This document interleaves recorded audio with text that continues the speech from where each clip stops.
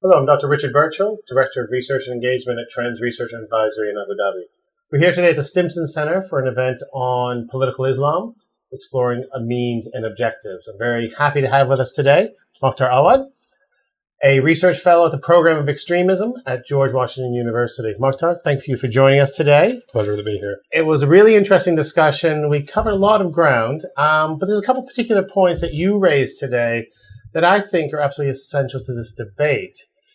You spoke of the younger generations and ideas of values, and now I wanted to sort of take that to another level of talking about sort of education and understanding. What sort of ideas do you have for the younger generations on how we can help understand these extremist ideas as opposed to ideas of peace, empathy, understanding? Sure. I think the important thing to start off with is to talk about the fascinating phenomena of how social media tools, which were used in 2011 to help people organize, share some positive ideas, quickly were used as a tool to amplify negative, regressive, and problematic voices, especially younger people who are on Facebook and Twitter in the region.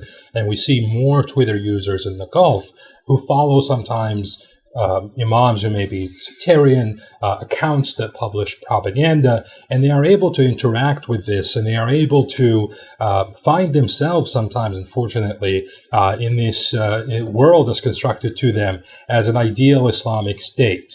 The problem is that across the Arab world, we haven't seen any significant steps in the last decade, at least, to reform educational curricula so that issues like citizenship are front and center, civic duty, and also understanding events that happen outside the Middle East. Most Middle East students, I am someone that is a product of Middle Eastern school system, do not actually fully understand the world and its complexities, and that there are other people who have had conflicts in the past, but that humans progress, and that with good governance, citizenship, and accountability, people can actually make their future better, and they don't have to fall to totalitarian ideologies like Islamism. So I think the focus on education is very important. But what's also unique about the Middle East is we have religious schools play an important role, especially in a country like Egypt, where we have tens of millions of students who are enrolled in Al-Azhar's both university and the primary to high school system. There, too, there has been a push in recent years for Al-Azhar to review some of the curriculums that are taught. Perhaps there are some problematic interpretations that do not fully coexist with our modern world and are not even in the service of the governments in the region who may have their institutions teach these curriculums, because it primes their young individuals to, again, find extremist narratives appealing. And reforming Al-Azhar's educational curriculum is very important because Al-Azhar trains a lot of the imams that go across the region, but also across the world. And so a focus on education is important, but also culture and need to have intellectual debate and intellectual society. We've seen in recent years, especially in the Gulf, more investments in the arts, more investments in books, think tanks, especially in the UAE, Oman also, and even Saudi Arabia, where we've seen this. But we still need a lot more to do to make, a culture, intellectual culture, more appealing to young individuals, have them contribute their ideas, have them debate ideas with each other, and also figure out how on social media tools and other media platforms, governments, but also civil society groups can put out a message that is positive for the future, positive for the region. And when we talk specifically about so-called, countering violent extremism and counter-narrative of these groups on Twitter and Facebook and other platforms, unfortunately, we're stuck in a trap of countering the groups and not countering the idea. These young people are not attracted to ISIS or Al-Qaeda because of one charismatic leader or something that sets the group apart. But they have this search for a new identity and a new understanding. And so our counter-narratives, to finalize my point, on these social media platforms, in book fairs and other cultural, intellectual functions, should be about countering regressive ideologies, and chief among them, of course, is the Islamist ideology. Yeah, but I understand your point, and it does create difficulties, but you want to say to young people, you can be a good Muslim. We're not saying anything against that. But also, you need to understand there's a wider world. There is ideas of empathy, of understanding. And you spoke of the counter-narratives, and that's a difficult part right now we're finding in the world, because we shouldn't be countering narratives.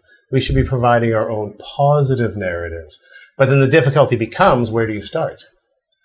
Because even your starting point, the more radical extremists will say, well, you started at the wrong point. That shows you're bad to the religion. I mean, the UAE is a good example of stability, security, and good governance in the region. And so there's a good narrative there to be had. But as you know, the Islamists, the extremist ideas very much discredit it. So when we're talking to young people, how do we get that positive messaging across and also allow them to have their identity? I think, it's fundamental to,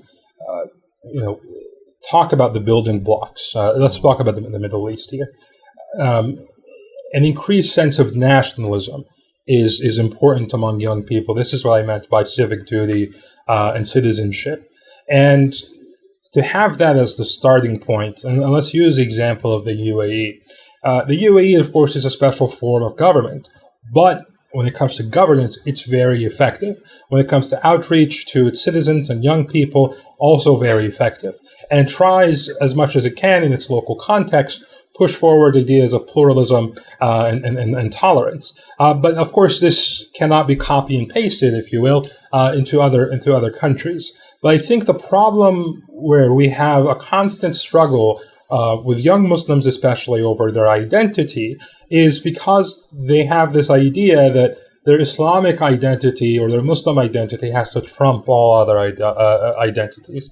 And if that's your starting point, whether you're Muslim, Christian, or even Jewish, or whatever religion, then it will always be problematic, because you can never feel that you truly belong.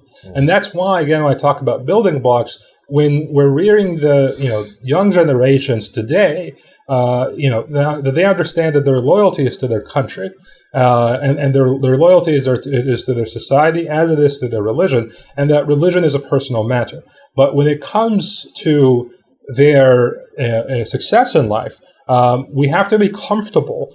Here I'm talking as a Middle Easterner, Middle Easterners, to concede the fact that there are other models outside the Middle East, outside the world of Islam, that have worked, and that when we talk about free market ideas, that they work. That if you work hard, you can succeed in life.